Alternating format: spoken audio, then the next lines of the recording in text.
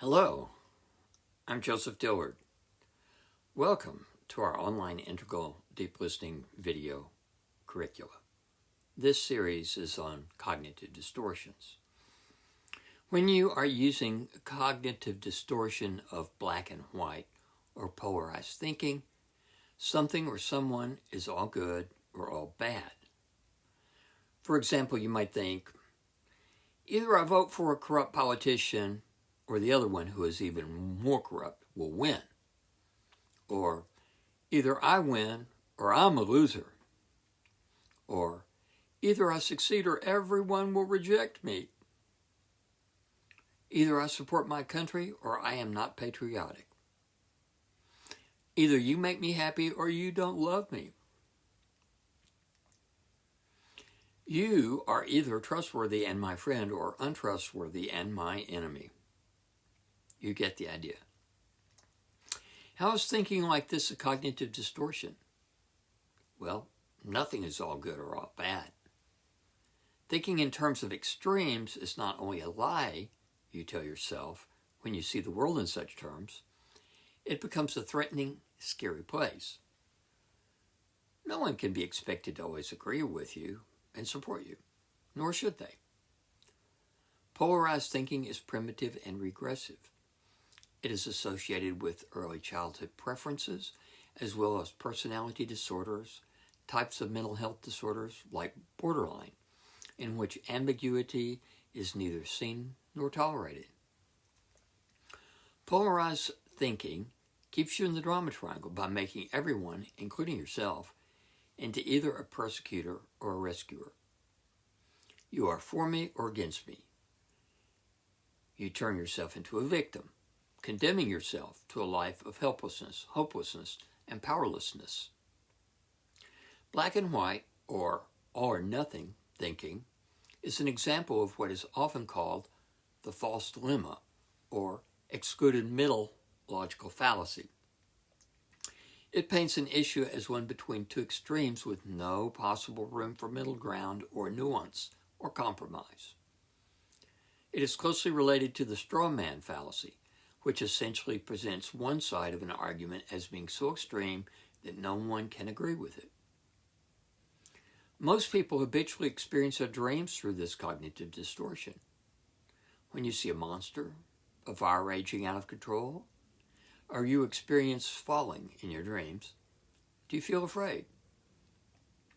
When you do so, you are probably engaging in black and white thinking. This monster is persecuting me, and I am a victim. This fire is threatening me, and I am a victim. I am out of control now that I'm falling, and when I hit the ground, I will die. Isn't this black or white thinking? How do you know that your perceptions of the monster, fire, and falling are accurate? You don't. How can you know? Integral deep listening teaches us to interview the monster or the fire and to suspend our assumptions about falling in order to gain information before drawing wrong or partial conclusions in our dream or afterwards when awake. Since you are dreaming, you can learn to not react to perceived danger without threatening yourself, whether or not you realize that you are dreaming. In other words, you don't have to become lucid in your dream in order to do this. Begin by learning to catch and neutralize your cognitive distortions in your waking life. In time, you'll start to do the same while you were dreaming. One lady had a dream in which she loaned her car to two young men. She realized that this was a mistake. They would have fun with the car to see what it would do and would damage it. She asked them to return the car keys. They said their boss had them and walked off. She knew they had the keys and made up the boss story as an excuse to keep the car. She caught up with them, demanded the keys back, and when they refused, she threw some of her soda in the face of the one she was talking to.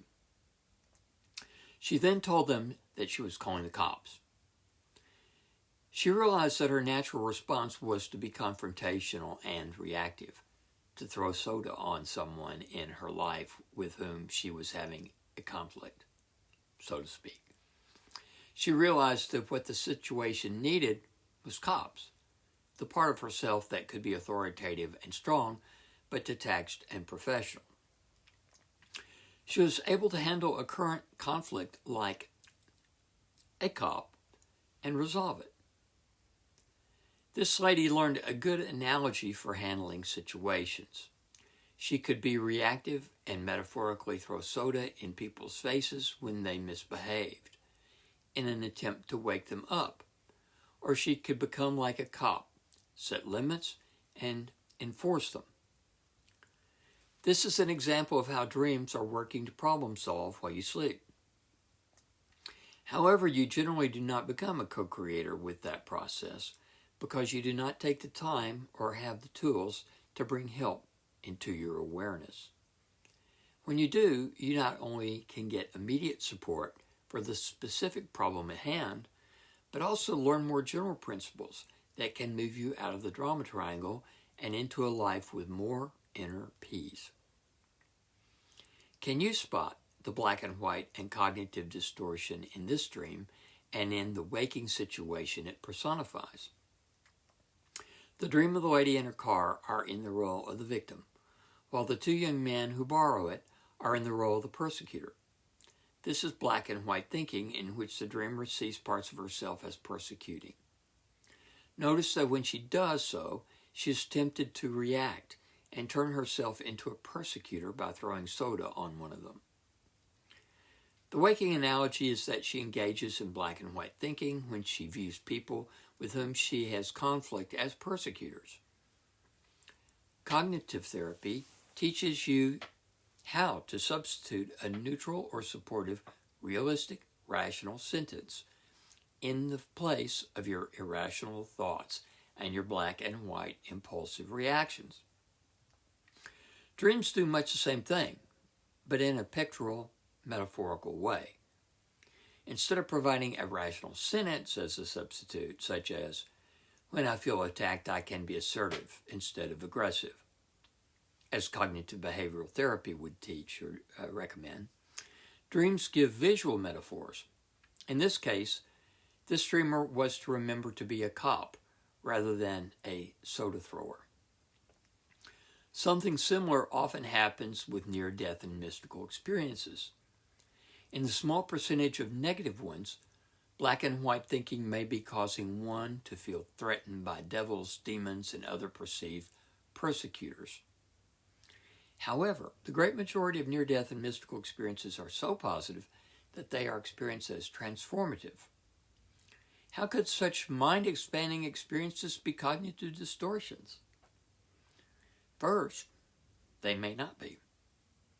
However, if you use black and white thinking in your waking life, it is likely that you will continue to use it to understand a near-death or mystical experience.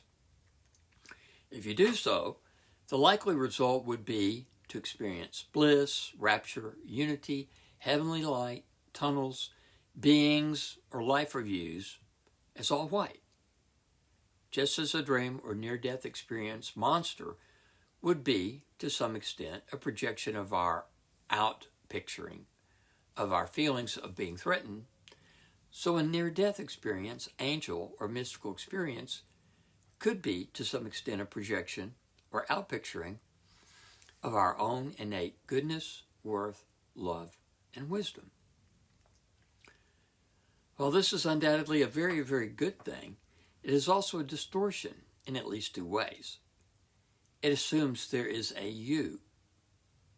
In an experience of complete unity, when the distinction between self and others vanishes, so the experience of there being a permanent, real self may be a cognitive distortion that is commonly projected onto an experience of oneness.